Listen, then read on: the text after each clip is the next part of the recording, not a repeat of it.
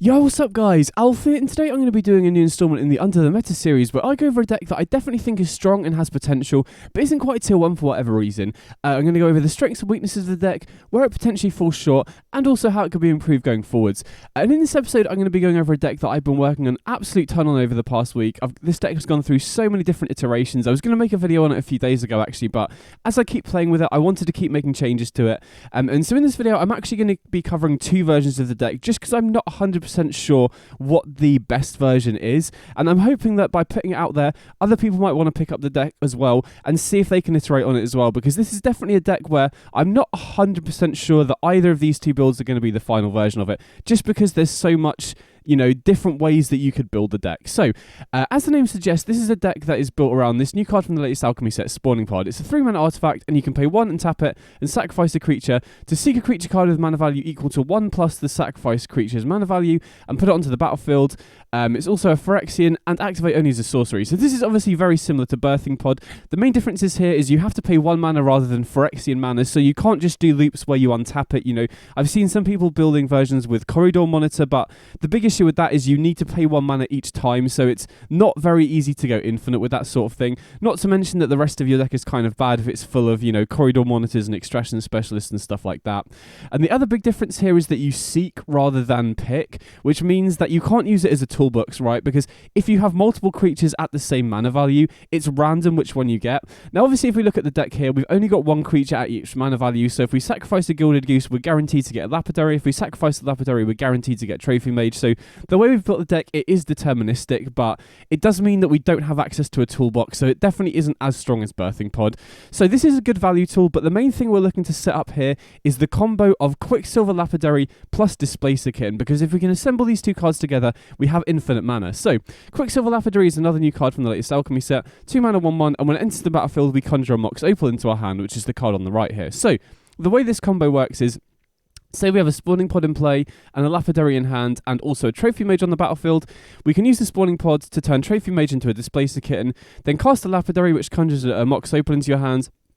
And then assuming you've got Metalcraft, you can just go off here because you cast the Mox Opal, which triggers the Displacer Kitten, allowing you to blink the Lapidary. Then you get another Mox Opal into your hand. First Mox Opal enters the battlefield, which you can tap for mana.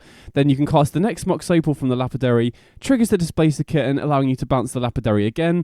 Second Mox Opal enter the battlefield. You pick to keep the untapped one because it's legendary, tap it for mana, and then, you know, you just got a loop going here where you're essentially conjuring infinite Mox Opals into your hand and producing infinite mana. And then once we've got infinite mana, we cast the last Mox Opal from our hand, trigger Displacer Kitten again, but instead of bouncing the Lapidary, we then bounce the Spawning Pod instead, which untaps it. Then we can use the Mox Opal mana to activate the Spawning Pod again, podding the Displacer Kitten into Kenrith, and then Kenrith can just win in a variety of ways with infinite mana. You can either put a bunch of +1/+1 counters on all your creatures with the green ability, then activate the red ability to give everything Trample and Haste. You can reanimate creatures from your graveyard. You know, a way to get a bunch of power into play really quickly in this deck is if we use Trophy Mage to get into Displacer Kitten, we can use Kenrith to reanimate the Trophy Mage to shoot a Nettle Cyst, which we can then play to put a bunch of power onto the battlefield. So once we have infinite mana, Kenrith just wins us the game straight away, which is really sick. So there are a number of ways that we can set up the combo. Obviously, like I just said there, if we have Trophy Mage and Lapidary, we can just sack Trophy Mage to get Displacer Kitten to then set the combo off. But there's a ton of different ways that we can set up the combo using Displacer Kitten to blink the Spawning Pod if we have non-creature spells in our hand. So say, for example, we've got Spawning Pod, Trophy Mage, and Gilded Goose on the battlefield, and a cheap non-creature spell in our hand like a Mistress Research Desk, Retrofit Foundry, or Springleaf Drum. What we can do is we can pod the Trophy Mage into a Displacer Kitten, then cast like a Mistress Research Desk, triggering the Displacer Kitten, which then allows us to bounce and untap the Spawning Pod. Then we can use the Spawning Pod to pod the Gilded Goose into a Lapidary and go off that way. And additionally, we can also use Chapter 3 of Yotia Declares War in order to set up the combo as well. So say, for example, we have like a Retrofit Foundry, Trophy Mage, and Spawning Pod on the battlefield, and a Yotia Declares War in hand. We can also combo off that way as well, because we can pod the Trophy Mage into a Displacer Kitten, Then cast the Yotia Declares War, which will trigger the Displacer Kitten, blinking and untapping the spawning pod. Then when Yotia Declares War enters the battlefield, we can go straight to Chapter 3, turning Retrofitter Foundry into a 1-mana creature, and then we can sacrifice that to the spawning pod to get into Lapidary as well. So there's a ton of different ways that you can set the combo off. It's a lot easier to set it up than you might think because of Kitten's ability to blink the spawning pod. Now, there's a couple things that you need to be aware of with this combo. First of all, if you don't have a non-creature spell in your hand when you're comboing off, you have to calculate how much mana you need before you pod into Kenrith, because once you pod Displacer Kitten into Kenrith, you're not able to make infinite mana anymore, which is a little bit annoying. You know, as you're doing the loop, you have to figure out, okay, I need this amount of green mana to put that many +1/+1 counters on your creatures. However, if you do have a non-creature spell in your hand, then things become a lot easier, because what you can do then, you know, say you have a Mrs. Research Desk in your hand, for example, you can just produce enough mana for the black ability on Kenrith, so produce 5 mana including 1 black, plus however much the non-creature spell in your hand casts. So if you've got like a Research Desk, you produce 6 mana including 1 black. If you've got a Yotia Declares War in your hand, you produce 7 mana including 1 black and 1 red.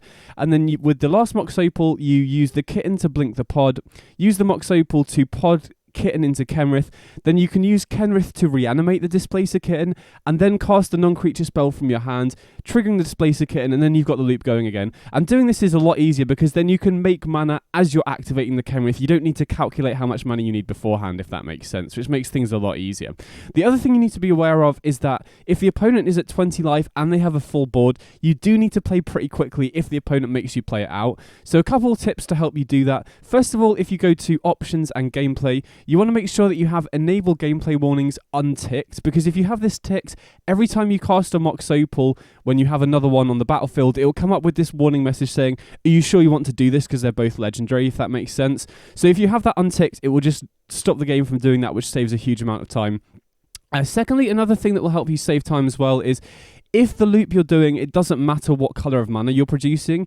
Once you have a Mox Opal in play, you can just press QQ to auto-tap it rather than having to manually tap it, which also saves a decent amount of time as well. So if the opponent does make you play it out, you do need to play pretty quickly. But like I said, you know, you can save time by tutoring up reanimating Trophy Mage to tutor up Nettle Cyst, which puts a bunch of power into play, or putting Gigantha into your hand and casting that as well. But that's basically how the combo works.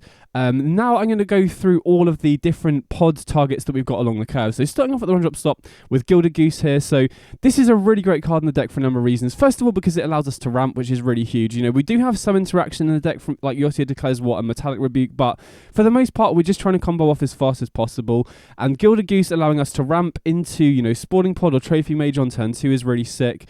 Additionally, the fact it creates a food token, which is an artifact, is really, really crucial as well, because we do need a high amount of artifacts in the deck.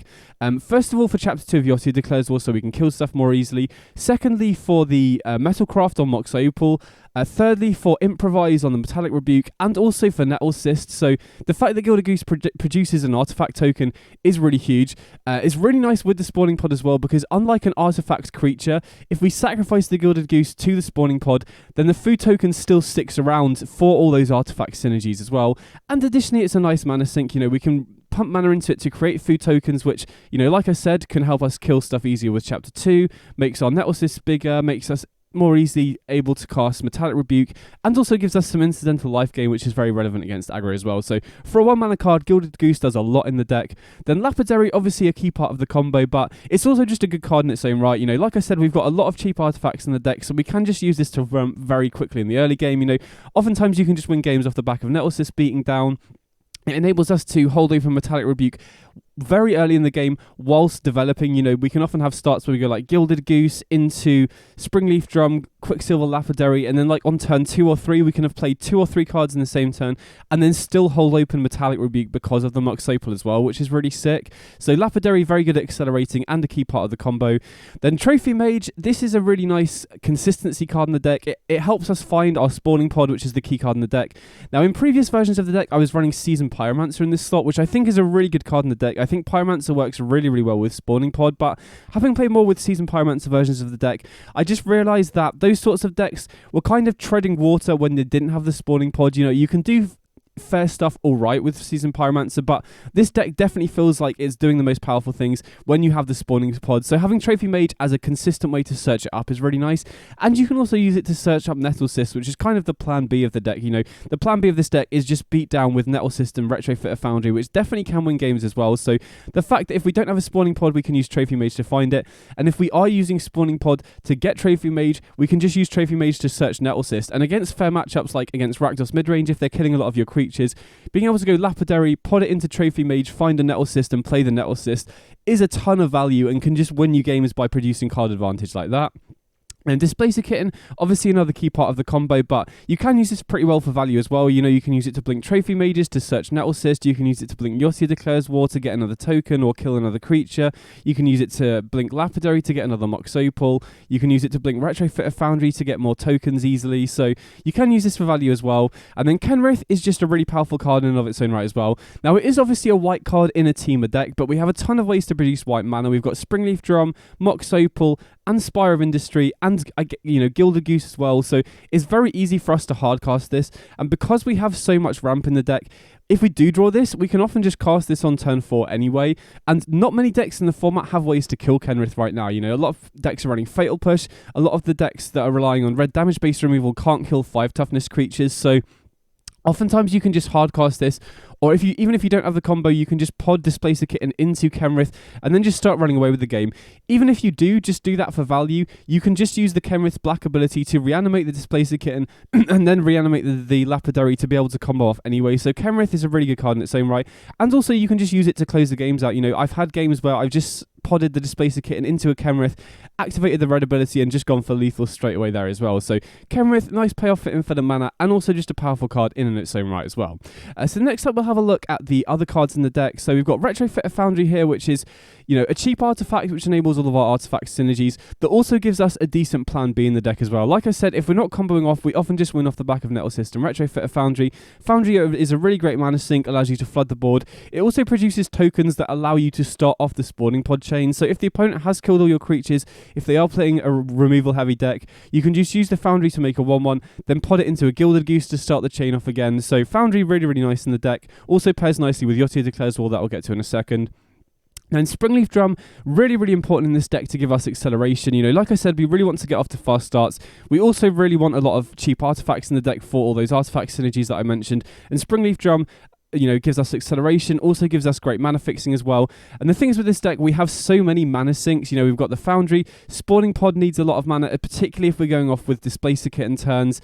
We've also got stuff like, you know, Research Desk and Kenrith as well. So there's a ton of mana sinks in the deck, you know, not to mention Giganthra also. So Springleaf Drum, the extra mana that we get off this is always going to be useful. And it's very good on combo turns as well, because we can tap a mana for creature with the Springleaf Drum before we sacrifice it to the Spawning Pod as well. So Drum, really important. Then Yossi Declares War, all 3 chapters of this are really nice. So the first chapter, making a 0/2, puts an extra artifact in play, which, you know, plays off with all of our artifact synergies. It enables us to make a 4/4 on turn 2 in conjunction with Retrofitter Foundry, because we can go Foundry on turn 1, into Yossi on turn 2, make a 0/2, and then just immediately sack it to make a 4/4, which enables very aggressive starts and also just clogs up the board against the aggro decks to stop them attacking as well. Then chapter 2 gives us removal. You know, this is the only removal we have for resolved stuff in the deck, so having a card that does, you know, helps our proactive game plan, that also acts as interaction, is really sick. And because we have so many cheap artifacts in the deck, we can start killing bigger creatures with this in the early game as well. You know, we can pick off, you know, I've picked off Shieldrids on turn 3 with this in the past, so very, very powerful on chapter 2. And then chapter 3, you know, animating a creature can help to get us extra damage in if we're trying to go for the fair beatdown game plan. But like I mentioned earlier, it also enables you to pod stuff by, you know, you can reanimate a Retrofitter Foundry to sack it to get a Lapidary. You can also use it to animate Nettle Cyst to be able to get Trophy Mage as well. So Yossi Declares War does a lot in the deck. Very, very sick card. Then we've got Metallic Rebuke as well. So this is really, really important in the deck because we are playing a combo deck.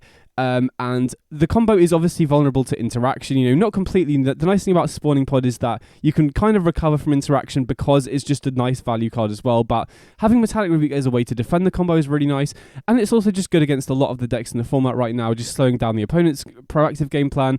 Very, very important against cards like Brotherhood and Divine Purge that are very strong against you because you are an artifact-centric deck. And because we can flood the board with so many artifacts very quickly, particularly because of Mox Opal, it's very easy for us to get this online, which is really nice as well. And then, like I said, we've got Nettle Cyst here, which is basically, just helps us have a good plan B in the deck. Can tutor this off the Trophy Mage. So in the gameplay that I've got coming up, where I play the Teamer version, I was only running a single copy of Nettle Cyst, but having played with the deck more since the gameplay, I do think you want to. There were multiple situations where I do want to rely on the fair game plan a little bit more, and it kind of sucks once you have the first Nettle Cyst. If you pod into another Trophy Mage, you really want to have a second copy here, and I could potentially just see an argument to going up to 4. Mrs. Research Desk, which I'll cover in a second, is very much the flex slot in the deck, so I could potentially see going up to 4 Nettle Cyst if you just wanted to, increase the density of backup threats in the deck, if that makes sense. So I could see Nettle Cyst going anywhere between 2 and 4 copies in this list. And then speaking of, final card in the deck is Mistress Research Desk. So this is very much the flex slot in the deck.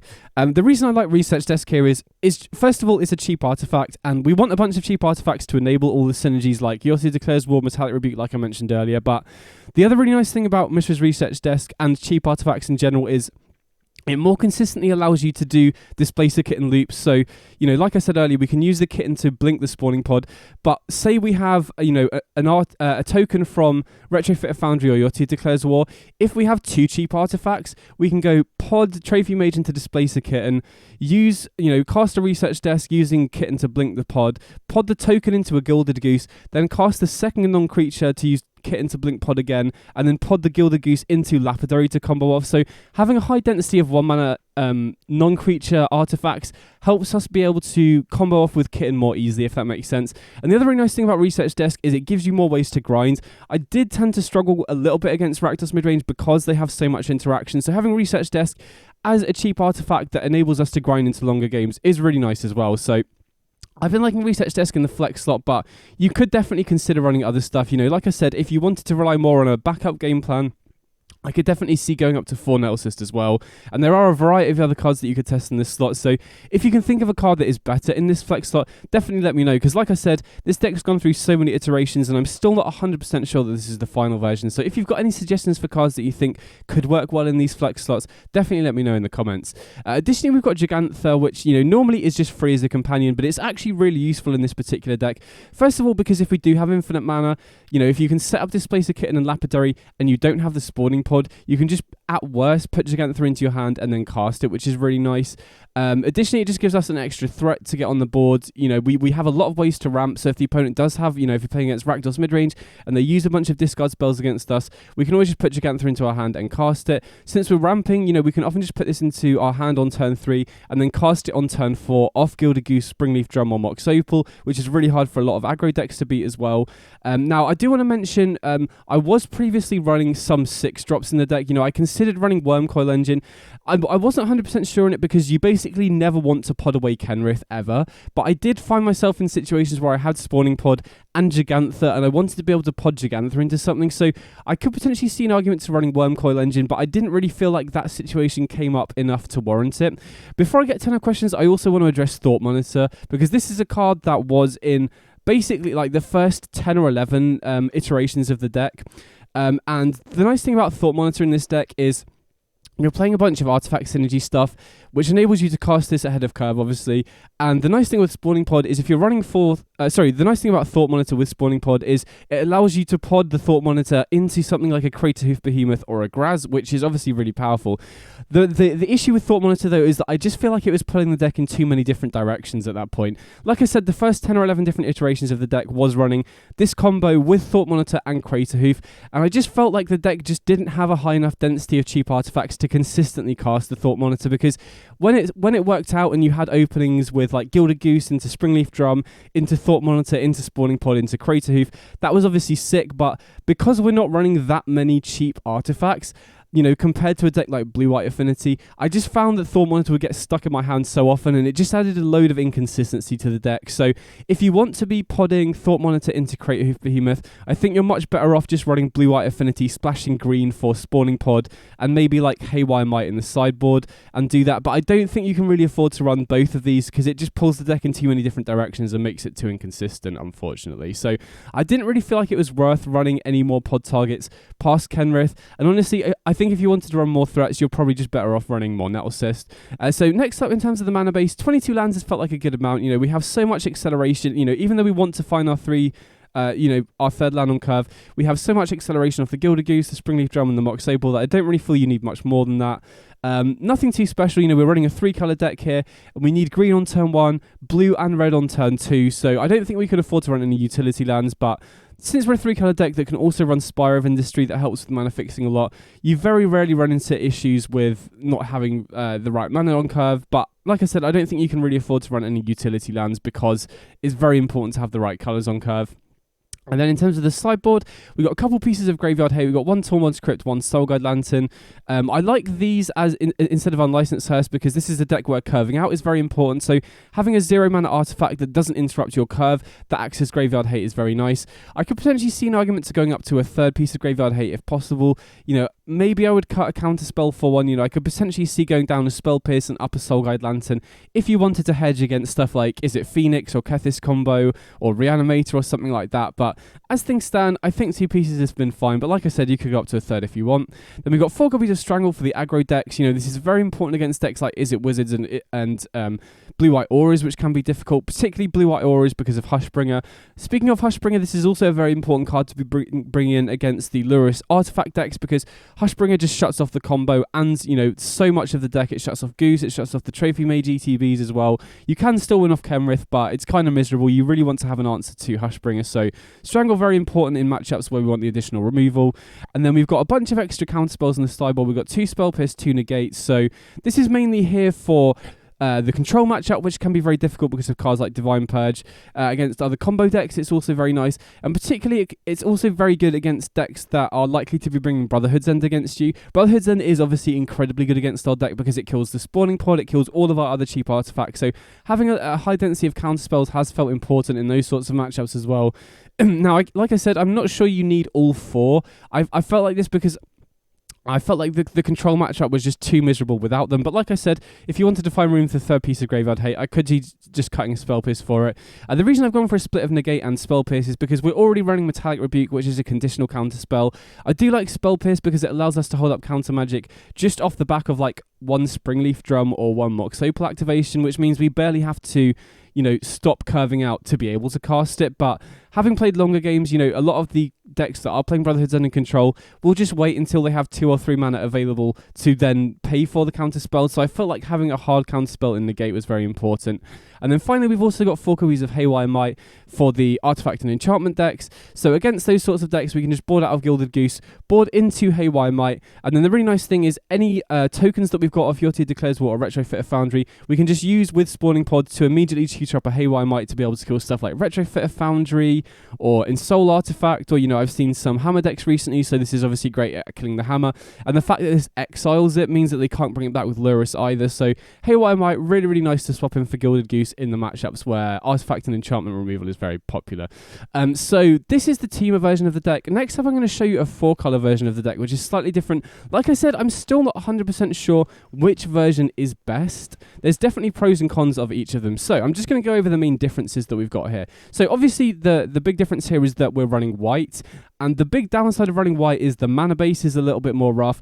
You have to run stuff like Mana Confluence to enable it. But having said that, if you look at the deck, we're basically Bant just splashing red for the Quicksilver Lapidary, and because we have so much mana fixing in the form of Springleaf Drum, Gilded Goose, and Spire of Industry as well, in addition to Mana Confluence, I don't feel like it's as much of an issue as it is in a lot of other 4-color decks.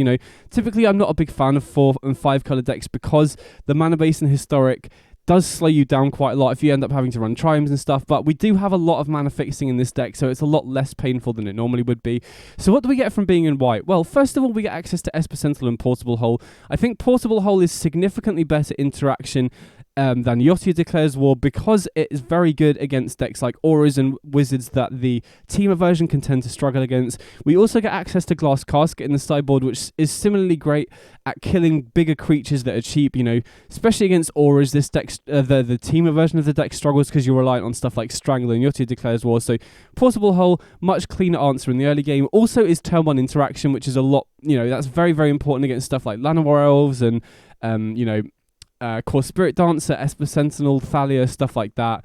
The other big card that we get for being in white is Kyler's Reconstruction. So this card basically just increases your chances of comboing off from a completely empty board, and there's another really big payoff for ramping. So we've still got all the key ramp pieces here. We've got the Goose, we've got the Springleaf Drum, we've got the Mox Opal, so it's actually not that hard to be able to cast this for X=2 or more as early as turn 4, and you can hit all of your combo pieces off this, right? You can hit the Spawning Pod, you can hit the Trophy Mage, you can hit the Lapidary, we can hit portable holes off it. So Kyler's Reconstruction is really nice as a way to just completely flood the board, as a way to just combo off out of nowhere, as another payoff for ramping. It also gives you more insulation against discard spells as well, because you can just rip this off the top and just potentially combo off out of nowhere, which is really nice.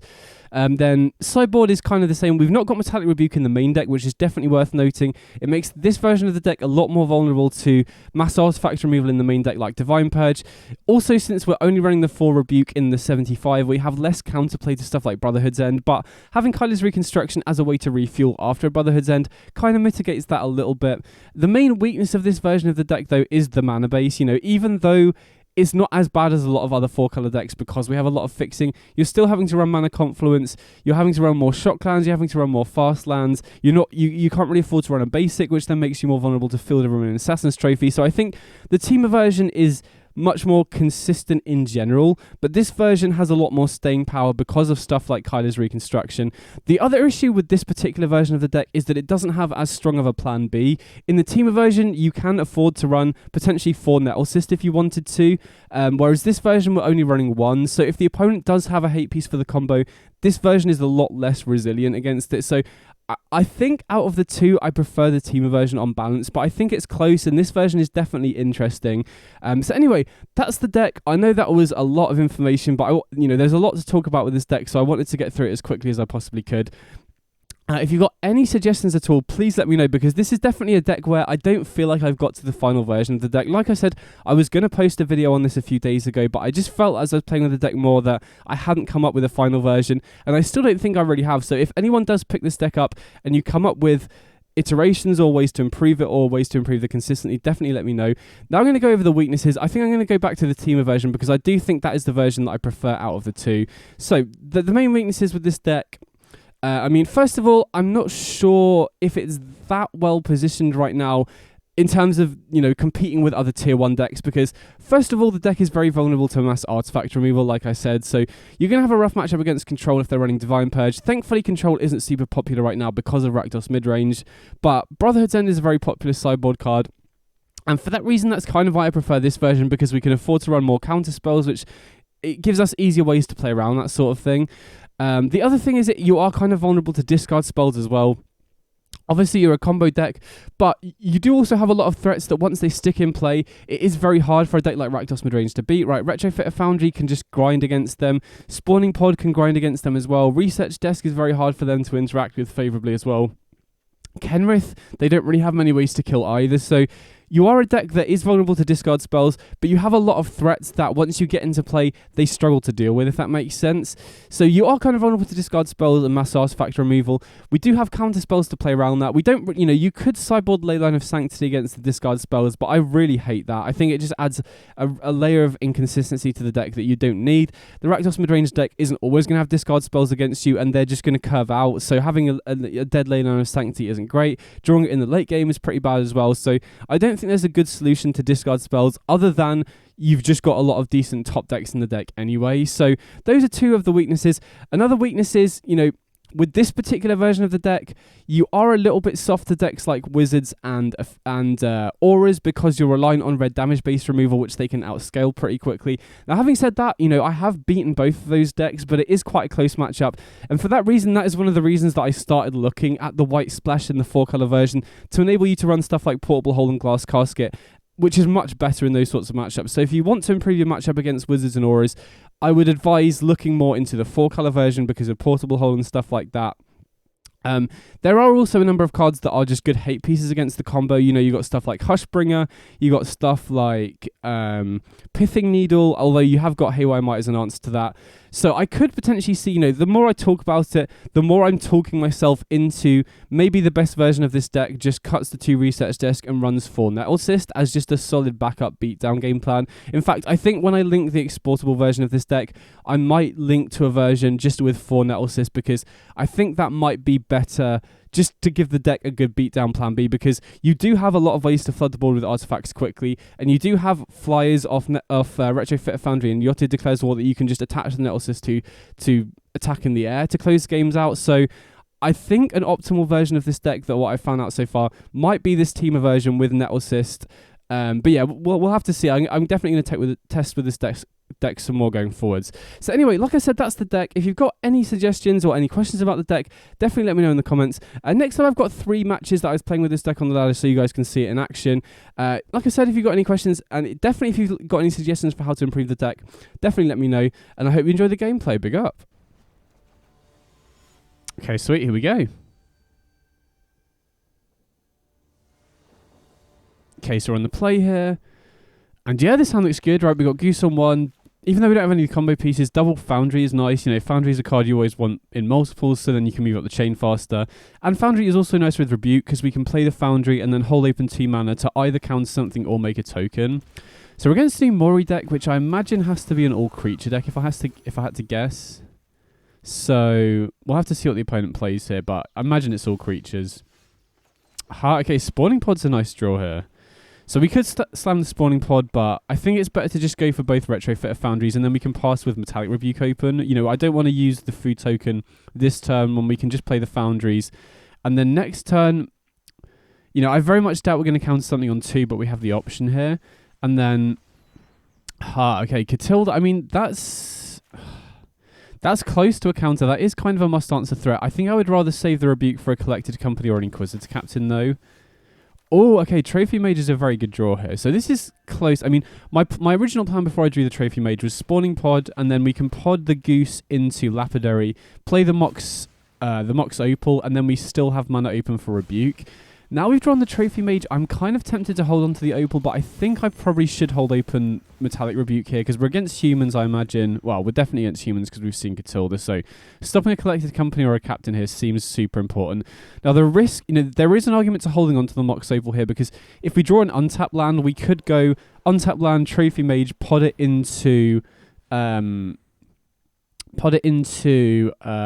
Displacer Kitten, and then use the Opal to go off.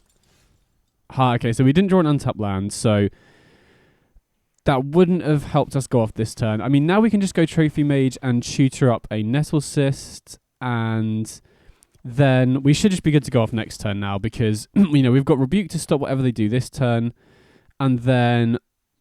So we could pod into Kitten now, but I think, you know, you don't want to pod into Kitten really unless it's the turn you're going off, because then you're vulnerable to removal, so... Now we can Rebuke whatever they play this turn, although they do have Catilda to pay for the 3 potentially. And the next time we can just pod Trophy Mage into Kitten, cast the Nettlecyst to get the chain going, and then we should hopefully win, because I don't imagine that humans has that much stuff to stop. Okay, Umori is, you know, a big creature, but I think we're just going to save Rebuke for something more impactful. If they don't play anything that we want to counter, we can just use the Rebuke during our turn to protect the combo. Okay, we do Springleaf Drum as well, which is nice. That's a cheaper artifact, so... Now we can pod into the Displacer Kitten, and now we can play the Springleaf Drum, trigger the Displacer Kitten, and now we can start looping the Lapidary. I don't really care about giving them a card of Esper Sentinel. I very much doubt they've got anything here. And we, you know, this also keeps mana open for Rebuke in case they do like main deck Containment Priest or something like that. Wow, okay, opponent just scoops it up. I mean, we would have just blinked blinked Lapidary multiple times there, and podded into Kenrith, reanimated the Displacer Kitten, played the Nettlecyst to keep the loop going. So he would have just podded into Kenrith, produced infinite power, and just attacked for lethal. Sideboarding against aggro is pretty simple here. I'm just going to cut the Rebukes and bring in Strangle. You know, Rebuke isn't the worst card against aggro in general, but Strangle is just significantly better, and there's nothing else you really want to be cutting in this matchup. And specifically against humans, Rebuke is pretty bad because of Esper Sentinel and Thalia as well. You know, I imagine that, you know, they'll definitely maximize their Thalias in this matchup because Spawning Pods, Retrofitter Foundry, Springleaf Drum are all non-creature spells, so going to be an interesting matchup for sure, because they can, you know, turn 1 Sentinel into turn 2 Thalia is kind of rough, which is why Strangle is so important. Okay, nice. So we'll definitely keep this hand. We got Strangler's early interaction, Foundry, and our Spawning Pod here as well. So all we need to do now is just find some creatures for the Spawning Pod. Although, having said that, we can just produce tokens off the Foundry as well. Okay, no play on turn 1 is huge. I don't understand why Arenas stops putting notifications whenever, normally it would have like a little speech bubble saying what they picked off this courtyard, which is particularly annoying with Crucius. Now, at the moment, you can't see what the opponent picks off the Crucius, which is kind of annoying.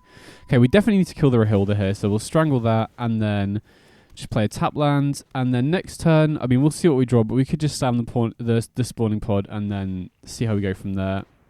Okay, Thalia is definitely annoying. Thankfully we've got the Retrofit of Foundry as a mana sink. We could put Gigantha into hand, which I kind of like, Having a 5/5 in 2 turns seems a lot better than just making a 2/2 here. And I think I want to spend next turn...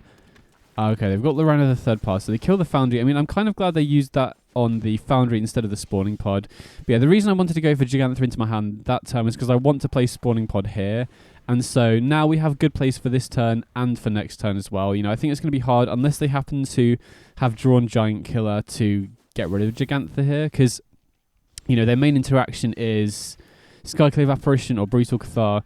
Interestingly, the opponent's running Mana Confluence, so maybe they're on a Joda build, potentially. Okay, they start activating the Loran, which makes sense. Okay, we draw a Gilded Goose, so that's a creature we can start using with the pod. They do have Containment Priest. Okay, so that's something that we need to be able to deal with before we go off with pod. Thankfully, Gigantha should hopefully, gum up the ground a little bit to stop them attacking, to buy us some time. But yeah, we can't use the pod while Containment Priest is in play, but we do have... We got 4 Strangle, 4 Yoti Declares War. I guess we've only got 3 Strangles now, but we do have answers to the Containment Priest, so I'm not too worried. They do have a lot of creatures in play, but thankfully Gilded Goose can stop buffering our life total off the food tokens, which is pretty nice. And I imagine, Lorena the third path giving both players a draw isn't the best, but, if you're playing an aggro deck, that's usually not bad for you because you typically tend to struggle to keep up on card advantage. But if the opponent does keep making us draw cards, that is going to hopefully draw us into a Strangle or Yotia Declares War so that we can then go off. And then hopefully by that point we'll have found enough pieces that we can just immediately go off. So I don't want to play the Springleaf Drum here because I want to have mana open either to crack the food token if they have a really big aggressive turn, or to activate the research desk to try and find an answer for this Containment Priest here. They can kill the Gigantha with Kudro as well, but they would probably have to sack, Thalia and Loran, and getting rid of Thalia isn't that bad. And, that gets rid of 2 of their threats as well. I guess if they have more humans in hand, they can just cast another human and then use Kudro to kill Gigantha, which is a little bit worrying, because then the only creature we have in play to defend ourselves is Gilded Goose. Thankfully we can gain 3 life a turn by making a food and sacking it, but it's not ideal. But yeah, either way, we've still got the research desk. So if we can find the answer to Containment Priest, we can then just start podding and, commit more to the board, threaten the combo as well. But yeah, them having Containment Priest is a bit of a concern because if they have a second or third, even if we kill the first one, they can just flash it in response to us activating the pod, which, would obviously kind of be a blowout because all of our interaction is sorcery speed, so we don't really have a good way to play around that, unfortunately. But, I think in a spot like this, if we do kill Containment Priest, we just have to go for it and hope they don't have a second one. Okay, so opponent's in the tank here. Maybe, hopefully they didn't disconnect. We'll see. Okay, no, they're still here. Maybe they just reconnected. So yeah, I imagine they have to use the Kudro to kill the Gigantha here. Oh, well, they choose to sack the Kudro. That's a surprise. We'll activate Gigantha to produce mana. I don't think we'll make any use of the mana, but it's always worth doing just in case. We unfortunately, Mistra's Research Desk and sacking the food are both colourless costs, so we can't really use the Gigantha's coloured mana here. Okay, they activate Loran again, and they do it main phase. Oh, sick. Okay, Yotia Declares War, perfect. So now we have an answer to the Containment Priest, which is a pretty big deal here, I think. Opponent obviously doing that main phase to try and find another threat. So we could crack the food here, or we could go for the research desk. I think I'm going to go for the food now while we have 2 mana open, just to be more mana efficient, because we can still crack the research desk during our turn if we wanted to. So I think here, I kind of want to play the Springleaf Drum first, just so we don't have to tap out of the pod to be able to kill the Containment Priest here. So I'm going to play Yotia Declares War and just go straight to Chapter 2 to kill the Containment Priest. So we'll tap down the research desk and the Springleaf Drum here. Again, we could have sacked the research desk last turn and then used Chapter 2 to tap the food down, but I think going up to 13 is just safer here. Okay, they had Beseiju. Sure. So, thankfully we have the second pod in hand. I mean, to be honest, I really wasn't expecting Boseiju. It looks like the opponent's running a 5-color deck, so them being able to fit Boseiju in is pretty impressive, but thankfully we have the backup spawning pod here, so it shouldn't end up mattering. We can just sack the goose into a Lapidary, and I think I'm just going to hold on to the opal here. You know, one very key thing with this deck that might not be obvious when you're starting out is that if you don't need to play out a cheap non-creature artifact, it's almost always best to just hold on to it, because not only does it help you combo off with Displacer Kitten, but it also enables you to blink the spawning pod once you have Displacer Kitten to be able to set up slightly more convoluted combo loops. Like it's always worth holding on to a non-creature spell if you can, basically. Okay, interesting. So we can use Yottir to turn Springleaf Drum into a 1-mana creature here.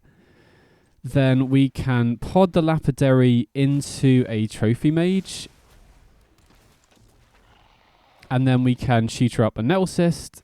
And this is going to put, you know, quite a lot of stats into play. It's going to be quite hard for them to attack around the Nettlecyst, I think. And then we could use Yottir Declares War to kill, I don't know, we could kill the Crucius, we could kill the Catilda here. I think Catilda is honestly the bigger threat. Crucius is obviously going to produce them card advantage over time, but Catilda opens up so much mana and enables them to start pumping the stuff. Plus, the nice thing about killing Catilda here as opposed to Crucius is we don't have to tap down a ton of our artifacts, so that enables us to get in for 4, which, you know, is risky for the opponent because they've got 2 mana Confluence in play, which is going to keep dealing them damage. And doing this enables me to keep Research Desk open as well.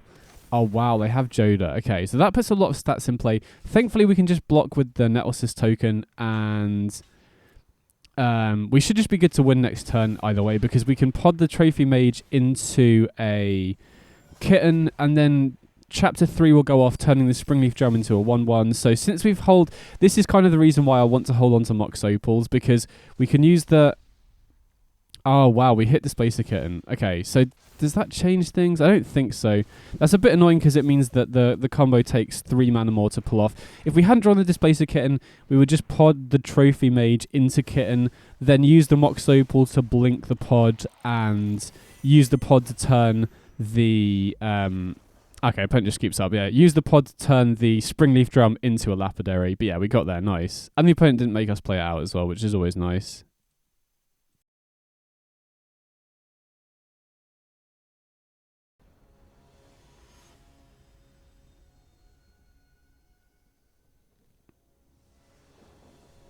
Okay, so we're going second here. And I think we can keep this hand, right? We've got Retrofitter Foundry and Springleaf Drum, which, you know, those two alone could potentially mean that we could ramp into Kenrith on turn 4, which, you know, not many decks can actually deal with Kenrith pretty cleanly, because most of the commonly played removal is stuff like Fatal Push or red damage-based removal, so... Oh, okay, Gilded Goose is a nice draw as well. But yeah, having Springleaf Drum and Foundry just means that we can potentially ramp into Kenrith, which is, you know, it's a decent game plan against a lot of different decks. So interesting, we're against... You know, tapped artifact land on turn 1 makes me think the opponent could be on, like, a Cleansing Wildfire deck, maybe. I'd be kind of concerned if we're against, like, Ponza or, like, a land destruction deck, particularly if they're running, you know, Cleansing Wildfire, Field of Ruin sort of stuff, because we are only running 1 basic in the deck, so if we get hit by, like, multiple Field of Ruin style effects, we could be in trouble. Either way, I think I'm going to run out the Retrofitter Foundry and the Springleaf Drum here. Nettlecyst is also a pretty nice draw, because even without needing to ramp into Kenrith, that provides a pretty big threat for next turn. There is Field of Ruin, so I think we're probably against Ponza here, which, I don't know, that's kind of sketchy when we're only running 1 basic. I mean, thankfully we're running the basic, you know. I have recently been considering not running any basics because, you know, the number of matches where this sort of thing comes up isn't very high, but... Okay, interesting. So we drew the spawning pod. I think we want to go for the Nettlecyst here because that not only helps us commit to the board, gets a threat in play, but it also turns on the Springleaf Drum, which if the opponent is also running stuff like Stone Rain could be pretty important.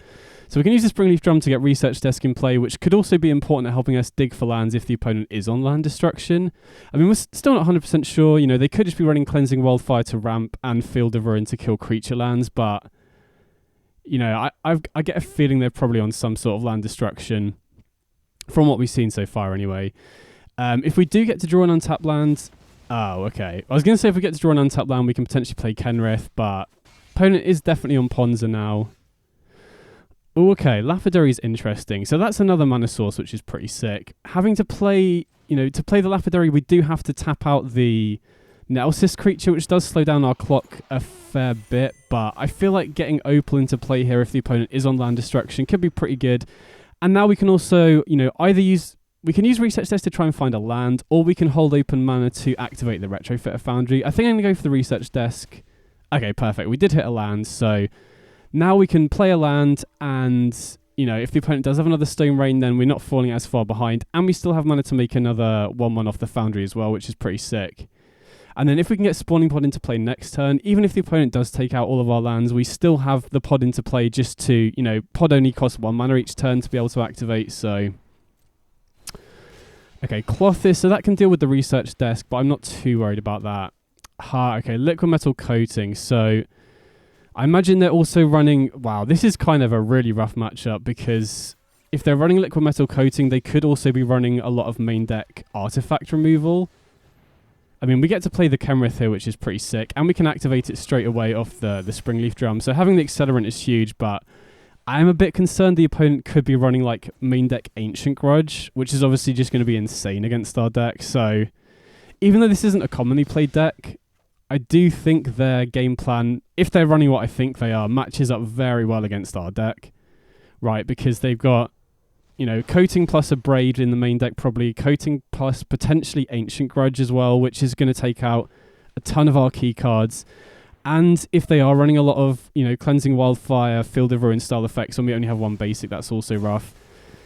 They activate Blast Zone, that takes out, Springleaf Drum and the Retrofitter Foundry, but we've still got, Kenrith is going to be very difficult for them to deal with, especially if they're relying on red-based removal. Okay, 6. So we still gain 1 there. I think this is going to be a tough matchup, though. If they've got a lot of artifact removal and they're taking out our lands, it's going to be quite tough. So I think we can cut the Research Desk and bring in some Strangles just to take out Llanowar Elves and Elvish Mystics. That seems quite important to slowing them down, especially on the draw. If they go turn 1 Llanowar Elves, turn 2 Stone Rain, that's going to be pretty difficult. I mean, on the flip side, the nice thing about this deck against, like, Ponza, which is basically what the opponent's running, I think I'm going to go for the 4th Strangle on the draw just to maximise our chance of taking out their Llanowar Elves. But having Springleaf Drum, Goose, and Opal is going to be nice at taking out, giving us ways to cast our stuff without needing to rely on lands. Oh, wait, no, I just realised I should have probably brought in Haywire Might over the Gilded Goose to take out the Liquid Metal Coating. Hopefully that won't end up mattering, but I think if it goes to a game 3, we might have to do that. Definitely can't keep a 1-lander against the land destruction deck. Definitely going to keep this. I'm not 100% sure what we want to put back here, though. It feels kind of rough putting the Springleaf Drum back when we want a lot of mana sources so that we don't get hit by the land destruction. Could put back the Nettlecyst. That's not ideal because then we're kind of threat light, but Nettlecyst is kind of a card, if you're going to put back, it's not too bad because you can shoot her up off Trophy Mage. Okay, the opponent does have the Elvish Mystic. Okay, sweet. We drew Strangle. That's huge. So at least we're not going to get hit by turn 2 Stone Rain. I'm still not sure if putting Nettlecyst back was correct there, though, because... they have the Coating. But yeah, because we are kind of a little bit threat light now. Thankfully, the Retrofitter Foundry should help. But if the opponent is running, a Braids and Ancient Grudges, that could be an issue. But I guess, that would also be the same with Nettlecyst, though, right? I'm going to run out the Retrofitter Foundry here. I'm going to hold on to the Springleaf Drum for now, just in case we... oftentimes it's worth holding on to a non-creature spell to help us combo off, right? If we find a spawning pod, then we might want to use Kitten to bounce it. Okay, so they are definitely running the Ancient Grudges, which is not good to see, honestly. That's kind of rough. So I think here, now that they've got Liquid Metal Coating plus Grudge, they're probably going to start taking out our lands. So, I mean, I'm definitely going to put Gigantha into hand here. There is an argument to playing the Springleaf Drum, but I don't want to give them targets for their Grudges. Although maybe it's better to have our Springleaf Drum hit by an Ancient Grudge than one of our lands. Yeah, I don't know. Maybe it's correct to play the Springleaf Drum there. I'm not 100% sure. Okay, so they do start going after our lands here, which is a little bit annoying. I mean, thankfully we still have the Gilded Goose's ramp here. Let's see what else they do. Okay, no removal for the Gilded Goose is nice to see. So I'm going to run out the Retrofitter Foundry here for sure. And then I think I'm just going to pass. Again, we could play the drum, but it is always useful holding on to a non-creature, a non-creature spell to help us combo off. Okay, so they have another Ancient Grudge. I mean, I think I'm just going to make a 1/1 here and pass it back. So yeah, I mean, maybe it would have been better to play Springleaf Drum there, because then we could, if they didn't have any more land destruction, we could... Oh, well, they got Anger of the Gods. I was going to say that could help us cast Gigantha this turn, but now they've killed the Gilded Goose. That's not going to be possible. And we drew the Displacer Kitten. I mean, Kitten, you know, it's not the worst card to draw in certain situations if you already have a Lapidary, because it can enable you to just combo off on turn 4 in a lot of situations. But for the most part, it's a card that you don't really want to draw. You want it in your deck to be able to combo off, especially if you have Trophy Mage plus the Spawning Pod, because obviously, you know, at that point it's only 1 mana, right, to go off, whereas having to hardcast Kitten for 4 can slow you down quite a lot. So they do take out the Springleaf Drum rather than one of our lands, which I'm pretty happy about. Unless, if they've got another piece of artifact removal, this could be pretty rough. It looks like they do. I mean, thankfully, the opponent doesn't have much pressure. Oh, wow. They got another Ancient Grudge, so that's 2 lands they're going to take out here. I mean, like I said, thankfully, they don't have a ton of pressure here. Oh, wow. There's a Lapidary. I mean, we'd have loved to have that last turn. We'll take out the Llanowar here with the Strangle, but I think this one's going to be tough to win now. You know, we didn't have a particularly fast start, and the opponent had Coating plus 2 grudges. So now we're probably going to lose the Spybluff Canal, and if the opponent has any sort of threat here, I think we're in real trouble. Okay, no threat is good to see. I mean, I'm still going to play it out, you know, just in case the opponent does keep drawing blanks here. Because we do now have Lapidary plus Kitten, right? We do have technically... Oh, wow, okay. Right, I'm just going to scoop it up. So that game was pretty miserable. And yeah, this is going to be a tough matchup with the main deck Ancient Grudges, but... So here I'm just debating whether we do want the Haywire Mites or not. I think on the play I prefer Rebuke over Strangle, and I'm still, you know, not 100% sure if Haywire Mite is better than Gilded Goose, because Gilded Goose does provide us some ramp and some insulation against the land destruction, but I feel like, you know, we lost that last game purely to the Liquid Metal Coating. So Haywire Mite is probably good. Plus, I imagine they're running stuff like Fable of the Mirror Breaker as well, which Haywire Mite is also going to be pretty good at taking out. So, yeah, I mean, it's pretty close, though. I could see an argument to keeping Gilded Goose in there, but considering we basically lost the entire last game just to the, what's it called? The Liquid Metal Coating, I think it's worth bringing it in. So this hand it's a little bit awkward that we have 2 Spire of Industries, but we have a bunch of colorless artifacts to turn that on straight away. Okay, they do have the Elvish Mystic. Wanted to lead on the Springleaf Drum there, just so the opponent didn't have an opportunity to take out the Haywire Mite if we went for that. And now we can go for Yotia and Retrofitter Foundry in the same turn. Now this does open us up to potentially a turn 2 Stone Rain, but we can then kill the Llanowar Elves, and we get a 4/4 as well, so we'll see what the opponent does here. I mean, we'd love to... Oh, wow, okay. So they have Ancient Grudge, which is pretty rough, because now they can take out both the Foundry and the 4/4. I mean, thankfully we can still kill the Llanowar Elves if they do that, because we can tap the Springleaf Drum to kill the Llanowar Elves here. Sorry, the Elvish Mystic. Okay, Trophy Mage is not a bad one as well.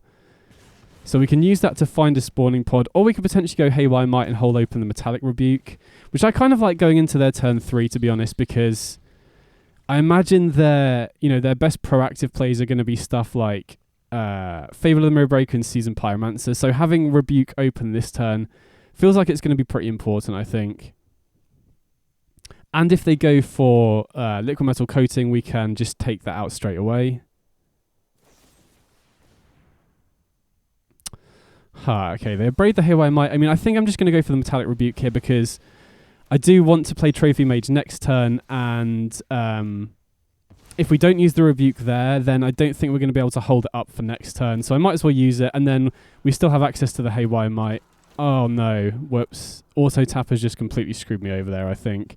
Hopefully that won't end up mattering. But yeah, we would have loved for the Auto Tapper to keep the Breeding Pool untapped there. Because now if they kill the Haywire Mite, we don't have a way to take out a Liquid Metal Coating or something like that.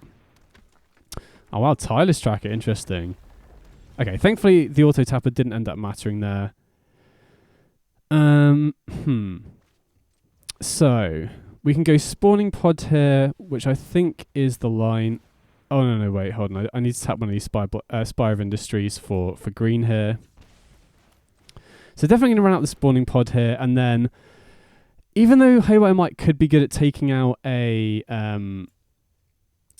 something like a liquid metal coating, I'm just going to pod the Haywire Might into a Lapidary here, just to set up for next turn, because if the opponent can't kill the spawning pods, then we can just pod the Trophy Mage into a Kitten and then just combo off next turn. So the opponent needs to have something here or they're just going to lose next turn. I mean, they could have artifact removal for the spawning pod, but we still have mana to go pod, activate, and combo off with the Mox Opal as well.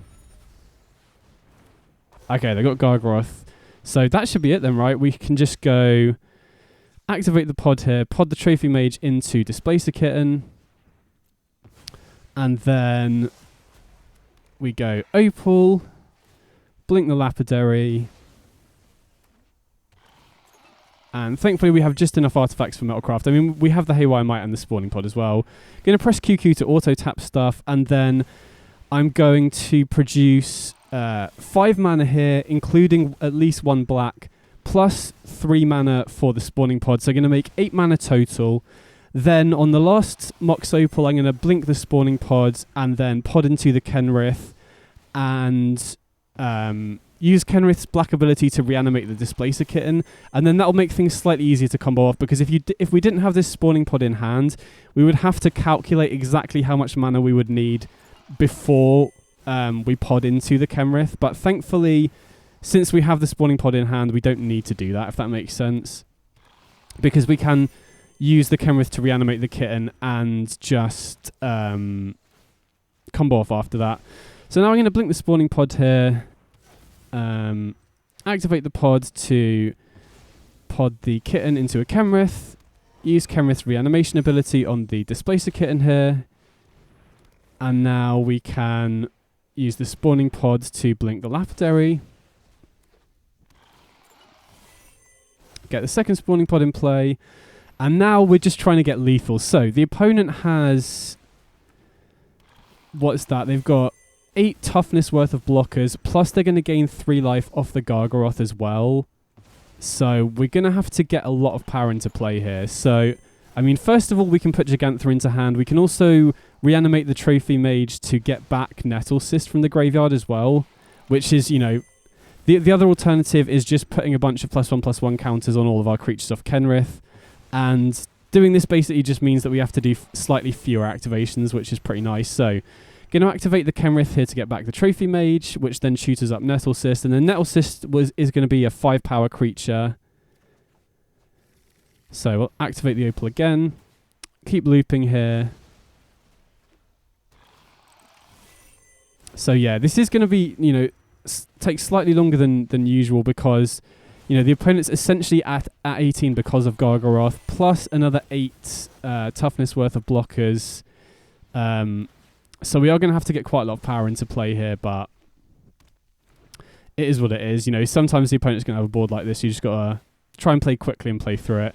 And the nice thing about having Kenrith here is that, you know, it would be kind of a nightmare to have to calculate exactly how much mana you needed to win before podding into Kenrith, particularly against opponents who aren't familiar with the deck as well, which is most people right now, because a lot of the time, you know, the opponent will wait to see a win condition, and the fact that if you didn't have a non-creature in your hand, you would have to just keep producing mana until you have exactly enough to win, means that you do have to get close to that 5-minute time limit in a lot of games.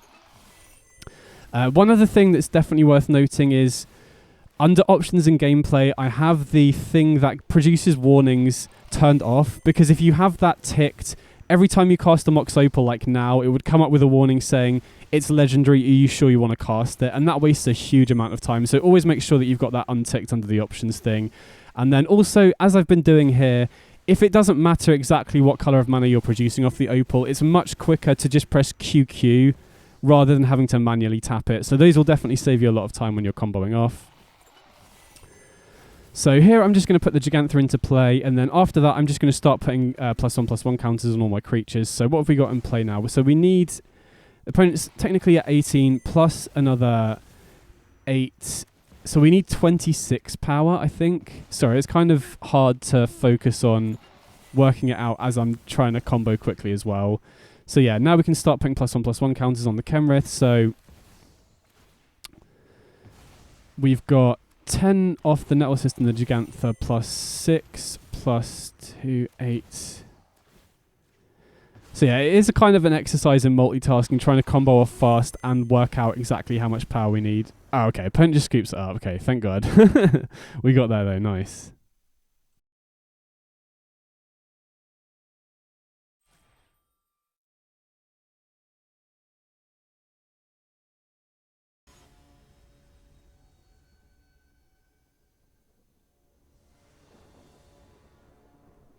Okay, so we're on the play here, and Heart obviously can't keep that hand.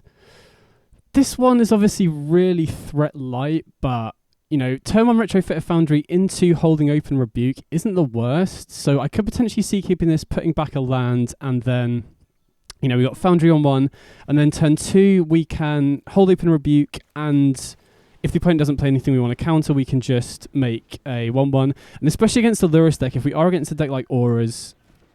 Okay, so we're against Retrofitter Foundry, so I imagine we're against the Lurrus Affinity deck, potentially, or like the Lurrus Artifact Aggro deck.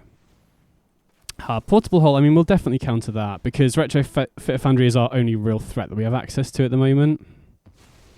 I gave opponent priority there, so I'm not sure what they could have that would give them priority. Okay, Esper Sentinel's a bit rough. I mean, we can play Spire of Industry here and just pass, and we can then still counter something with Metallic Rebuke and play for the Esper Sentinel tax as well. But we'll see what they do. Okay, Ingenious Smith, definitely going to counter that. Just need to slow the opponent down here, really, and then hopefully we can draw into a threat. Even if we don't, we still have access to Gigantha. You know, it's this sort of spot where having Gigantha is really nice. Okay, yeah, so we didn't draw anything great, so we can just put Gigantha into hand, play a tap land, and then we can just slam Gigantha next turn, which I think they're going to struggle to deal with, you know, unless they have a flyer plus an Insol. That is going to be quite difficult for them to beat. Okay, they do have Portable Hull for the Foundry, so that is a little bit annoying, but they are also missing land drops, so they're not committing a ton to the board. Okay, Spawning Pod's nice. I think I'm going to prioritise getting Gigantha into play here, though, just to commit to the board, stop them attacking, and potentially start applying pressure back as well. Oh, they have Fragment Reality. Okay, so that's what they were getting priority for earlier. So we get a Trophy Mage off that, which is pretty sick, though. But now we get a Nettle Cyst. So we've got Spawning Pod, Nettle Cyst, and Springleaf Drum here. The Esper Sentinel is a little bit annoying because we can't really play both of the 3-drops here without giving them a card off the Esper Sentinel. Wow, they just passed. Okay, so that tells me they might have Metallic Rebuke. You know, they're not playing my exact build because they've got Fragment Reality in the main, so they could have Rebuke here. So I think I'm going to lead on the Nettle Cyst because that's the card that I don't mind getting countered out of that and Spawning Pod. Okay, they do have the Rebuke, so I'm glad we went for the Nettle Cyst first. And then I can run out. We can go Springleaf Drum and Foundry here. I could see an argument to holding onto the Foundry to try and trigger Displacer Kitten next turn, but playing it now would mean we don't have to pay for the Sentinel tax, but holding on to it means that we can go Spawning Pod into Displacer Kitten, and then if we draw another creature, we can use the Foundry to trigger the Displacer Kitten, blinking the Spawning Pod, which could be pretty nice. You know, if we draw another creature, then that could help us combo off. You know, if we happen to draw Gilded Goose, then we can go Spawning Pod. Okay, they choose not to play Portable Hull, but yeah, we can go Spawning Pod, Pod the Mage into Displacer Kitten. Oh, we didn't draw a creature, unfortunately, but we can go Spawning Pod into Kenrith here, potentially. Oh, no, we don't have enough mana for that, unfortunately. If that Copperline Gorge had been an untapped land, then we could have done that. We can go for Retrofitter Foundry and blink the Springleaf Drum instead, just to give us access to a mana. And now we are... Oh, I guess we're not representing Metallic Rebuke, but yeah, if we'd had one more mana there, we could have podded into Kenrith, which I don't think... I mean, we have seen Fragment Reality, but I don't think they would need another Fragment Reality to deal with the Kenrith, and then we could use Kenrith to reanimate Displacer Kitten, which would be pretty sick. Just got to hope if they have another Fragment Reality, that could be a little bit rough. Okay, they've got Surge Engine. And yeah, I mean, them countering Nettle Cyst is a little bit rough because now we don't have a good backup plan here, really. I mean, I think we're just going to go Pod Kitten into Kenrith here. And then we can use the Kenrith black ability to get back the Displacer Kitten from the graveyard here.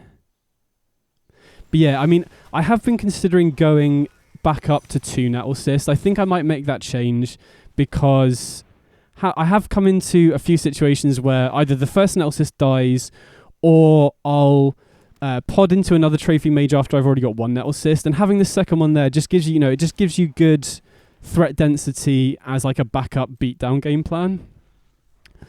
But yeah, I mean, we've got Kenrith into play here, which can just run away with the game. The fact it can start gaining us 5 life every turn should mean that even though their Surge Engine's unblockable, it shouldn't be much of an issue. This is a very suspicious attack, but I think I have to call the opponent's bluff here. I don't think I can afford to just let the damage through. But yeah, I don't know what they could have here. Because if they had Fragment Reality, surely they would use it beforehand. Oh, it's on a Ganjo, okay. I mean, that feels like a mistake, right? Because they keep the Kenrith alive, and we can just reanimate the Displacer Kitten with the Kenrith. Okay, Rebuke's a fine draw. Yeah, I think we'll just... I don't want to tap out the Kenrith here because we want it back to block, obviously. Although, having said that, the Surge Engine... Surge Engine can't be blocked anyway, so... And I guess we can do it at instant speed as well, right? We can... So if the opponent doesn't do anything... Well, if they do something, we can counter it with Rebuke. If they don't, we can just reanimate the Displacer Kitten at instant speed. We don't have to do it during our turn. So I think I'm just going to pass back. And the other nice thing about that is that we could do it during the end step and not take a damage off the Spire of Industry as well, because we can use the Springleaf Drum to pay for the black mana, which is pretty nice. So we take 3 here, which I think is fine. If they pump it up, we could just use the Kenrith to gain a bunch of life, potentially, which is really nice, very, very nice at stabilizing us. We can do it twice here as well because we can make white off the Spire of Industry and the Springleaf Drum. They have Insole for the Esper Sentinel, so I think I'm almost certainly going to counter that, and I definitely think we want to pay for the tax as well. It's this point in the game where we really don't want to give the opponent any cards if we can avoid it.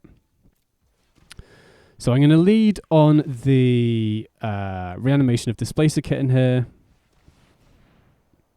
and then we can just Rebuke the Insole and still pay for the Esper Sentinel tax. And then we can... I guess it doesn't matter what we blink. Opponent just keeps up. Interesting. So that just shows the power of Kenrith even without the combo. So this is definitely a matchup where we want the Haywire Mites for sure. And then going to replace the Gilded Goose so that we can consistently find it off the spawning pod. And then we definitely want Strangle as well because Hushbringer is really good against our deck, right? It shuts off the Trophy Mage. It shuts off the Lapidary, which stops the combo. So... ideally, we want to be holding on to Strangle for Hushbringer. Obviously, if we're in a situation where we're under a lot of pressure, then you have to use Strangle on one of their other creatures. But for the most part, you want, in this matchup anyway, you want to hold on to Strangle to kill the Hushbringer specifically. If you're up against a deck like Auras, it's a bit rougher because you basically just have to kill everything on the site, right? You have to use Strangle on Core Spirit Dancer before it grows. Whereas in this matchup, we can block a lot of their creatures and don't have to worry as much about it. So I think I am going to prioritise holding on to Strangle unless we really need it. So I think this hand's fine, right? We've got Lapidary and Pods. Having 2 of our cheater targets is a little bit annoying, but like I saw last game, Kenrith can just win the game on its own in a lot of situations, so not the worst card to keep. Okay, so I'm going to lead on the Lapidary here. We can have a pretty explosive turn here, right? Because we can go Lapidary, we can go Springleaf Drum, into Mox Opal, into Retrofitter Foundry, which is pretty nice, right? Then, we've had a pretty explosive turn 2. Then we could go... any of the 3 options in our hand are pretty good, right? Nettle Cyst is going to have huge amounts of power because we've already got a ton of artifacts in play. Spawning Pod is going to be pretty nice. Okay, they Portable Hold the Retrofitter Foundry, but yeah, Spawning Pod is going to be pretty nice. We can go Spawning Pod into Trophy Mage. And this is kind of the sort of situation I'm talking about where I think an extra Nettle Cyst, at least 1 more, would be good because we could pod the Lapidary into a Trophy Mage, but we already have the Nettle Cyst, so the only thing that Trophy Mage can shoot now is another Spawning Pod. So I definitely think that after this match, I'm going to go up to 2 Nettle Cyst. I could see an argument to going up to 4, to be honest. And then you have a much better, like, a solid plan B that doesn't rely on the combo. Then if you do face down a Hushbringer, you can still just win off something like a Nettlecyst, which is pretty nice. Chance the opponent might not be running Hushbringer, though, because they have kept in Ingenious Smith against us, which is, like, kind of a nombo, right? If they keep in Hushbringer with Ingenious Smith, that's kind of rough for them. Okay, they do have Portable Hole. Interesting to see what they take here. Okay, they take out the Lapidary. That kind of makes sense, because that shuts off a good amount of synergy with the Spawning Pod here. So we can just slam the Kenrith here, which seems pretty appealing, right? Or we could, pod the Nettlecyst token into a Gilded Goose as well.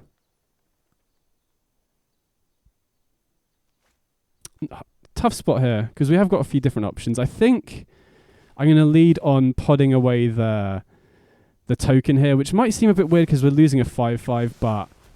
oh, not Gilded Goose, sorry, I meant Haywire Might. Got it confused for a second. But the nice thing here is now we've got the Haywire Might, we can potentially kill the Portable Hole to get back the Lapidary, to get another Mox Opal, and then we're only 2 pod activations away from comboing off. Okay, so opponent activates the Surge Engine, so now that's unblockable as well. Thankfully, Kenrith can gain us a bunch of life. As long as I don't kill the Haywire Might here, we can use the Haywire Might to gain 2 life back as well when we activate it, so... Okay, there's an Esper Sentinel. And another one. So I assume they attack with both the Surge Engines here. We go down to 5, which... Oh no, 7, sorry. Okay, Strangle's interesting. I mean, I think we'll take out the Portable Hole here. And then we get the Lapidary back. We get another Mox Opal, which is pretty nice. And now we can pod the Lapidary. Oh, I guess I should have used the Springleaf Drum to do that, actually. That was my bad. And I think we might be able to combo off here, right? Because we can... Hold on a second. We can use the Spawning Pod to turn Trophy Mage into it. Oh, no, wait. No, we can't. Sorry. I got confused there for a sec. Yeah, we've got to wait till next turn at this point, I think. But either way, I'm going to equip Kenrith with the Nettlecyst. And now we're threatening quite a lot of damage here. We could use the Strangle here, but... Again, I really want to hold on to that for Hushbringer. So... maybe it's better to equip the Trophy Mage with the Nettlecyst, but... The issue, just to play around Fragment Reality a little bit more. I wanted to pass here because we can gain 5 life back off the Kenrith. So even if they activate the Surge Engine to make it bigger, we can gain more life back off the Kenrith, which is pretty important. And then, yeah, if we had equipped the Trophy Mage, we would just lose the... Oh, wow, Thieving Skydiver. So they take the Spawning Pod here, presumably. I mean, thankfully we've got another one, so... but yeah, the downside of equipping the Trophy Mage there is that we're going to be sacking it to this Spawning Pod anyway. Okay, so we definitely want to tap the Trophy Mage for mana here. Then we can go Spawning Pod here. I think we'll just give the opponent cards because we should be good to win here, right? We can pod the Trophy Mage into a Displacer Kitten. And then we can use the Kenrith to reanimate the Lapidary from the graveyard. Oh, no, wait. I've just realised oh, no, I should have tapped the Mox Opal mana. Oh, no. Okay, it's too late. Oh, man, I've completely punted there then. So I should have tapped the Mox Opal for black first. Now we're 1 mana short. So what I should have done there, tap the Mox Opal for black, use Kenrith to reanimate the Lapidary, and then we can combo off. So I've got to think how we recover from here now. Yikes, that was really bad. Okay, I mean, I think we might be alright if I can just gain life off the Kenrith. I mean, we've already... We've already... Don't have to pay the tax anymore, so... Sorry, I'm just thinking I don't want to mess up again. So yeah, we can strangle one of the Surge Engines so we don't take as much damage. And now we can... gain life off the Kenrith. I guess we could have also potentially used the Displacer Kitten to blink the Nettlecyst there as well to get another creature. So we can gain 5 life here only tapping down the Displacer Kitten. So we go back up to 13, and I hope that's enough. So yeah, I completely messed up that turn. I kind of got shook there when I just missed the Mox Opal. So I think what I should have done there potentially is use the Displacer Kitten to bounce the Nettle Cyst instead. I mean, obviously what I should have done is remembered to tap the Mox Opal, reanimated the Lapidary, and then comboed off. But after that had happened, I think what I should have done is use the Kitten to bounce the Nettle Cyst, get an extra body into play, and then gain 5 life in response to blocks. Okay, so the opponent attacks with everything here. Makes sense because they are dead next turn to the Kenrith activation. I think we should be alright here though, right? We're only taking 8 damage. And then, assuming they don't have a Fragment Reality, we should still win. So we should have won last turn if I'd remembered to tap the Mox Opal, but I think we should still get there this turn, unless the opponent has something like they'd need like another Fragment Reality. I guess they've got their own spawning pod, but I imagine that just gets like an Ingenious Smith. I guess if they were running Hushbringer, that could have been really rough, right? Because they could have potentially hit the Hushbringer, but I feel if they're running Thieving Skydiver, they probably can't afford to bring in Hushbringer here either, because that's an ETB, I think. So yeah, we really messed up last turn, but should still get there this turn, I think. Okay, so make sure we don't mess this up this time. So now we can use the Kenrith reanimation to get back the Lapidary. And now we should just be good to combo off here. Okay, again, don't really care about the Sentinels. There's nothing they can really have here. So we blink the Lapidary. And now, thankfully, you know, we've already got, 11 power in play. We can use the Displacer Kitten to blink itself towards the end as well. So we only need to deal, what's that? The opponent's at 15. They've got 3 toughness worth of blockers. So we only need to deal 18 here. So this definitely shouldn't take as long. But yeah, I'm still kind of annoyed myself last game. I definitely should have tapped that Mox Opal for black beforehand. So I think I'm just going to get Gigantha here. Blink the Lapidary, then we'll cast the Gigantha. And then we can just use the Displacer Kitten to untap itself. And then just use the Kenrith red activated ability and just give everything Trample and Haste. And that should be good enough to win, hopefully. So we'll blink the Lapidary again.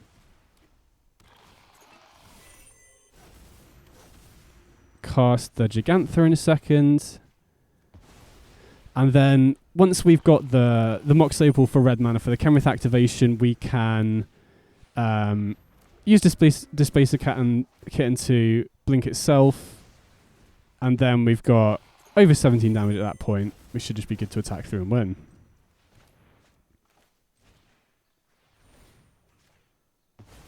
So yeah, we'll blink Kitten with its own ability. And then might as well blink the Lapidary again just to have an Insurance Opal in hand. And then we'll just going to calculate, make sure I haven't messed up this time. Yeah, okay, sweet, we're good. So just activate the Kenrith ability. Again, just want to triple check after last turn. And then we should be good here.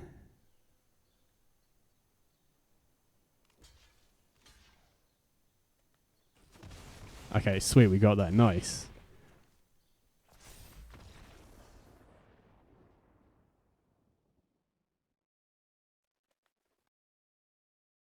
Okay, so what do we think of the deck overall then? I mean, the first thing to say about this deck, that if you're thinking about picking it up, is I do think it's quite a tricky deck to play just because there's so many different lines, there's so many different ways to pull off the combo, there's so many different ways to use your mana, so I think it is quite a tricky deck to play. In terms of how good the deck is, you know, I think it definitely has potential, but it's definitely not tier 1, and I think a big part of that is just the metagame right now. It is very vulnerable to both mass artifact removal and discard spells, which are pretty popular right now, so I think that it is a viable deck, but I'm not sure it's that well positioned right now, basically. In terms of the exact build, on balance, I do think I prefer the Teamer version just for consistency. One change that I do think I'll make since the earlier deck tech is I do quite like the idea of going up to 4 Nettle Cyst, just because then you have a pretty solid, you know, backup game plan of beating down with Nettle Cyst and Retrofit a Foundry, which is pretty nice.